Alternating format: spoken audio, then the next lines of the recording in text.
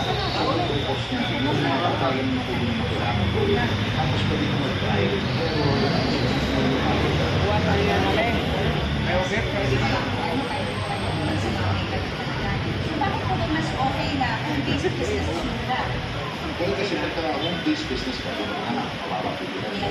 Tapos, pwede mo kaagad siya magsimula na hindi mo kailangan marami kang ginagawa.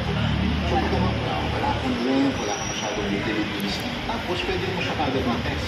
Ang paligidan ng bahay mo, pwede nga mo, kaya na itong produkto natin. Kahit sa loob lang ng bahay, yung mga kasama siya na pwede na try ang mga products mo. So speaking of products, sir, ano ba yung mga products na pwede business sa mga? Well, unang-una, pagdating sa creating ng product, importante talaga na sobrang gusto mo siya gawin.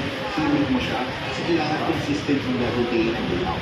So, tulad ng mga consumable items like food, or kaya, some people buy consistently. Yes, good. Hindi lalo papasok consistent retail natin. Exactly. Kung mga bunto, Ay, ano pa ba, sir, yung mga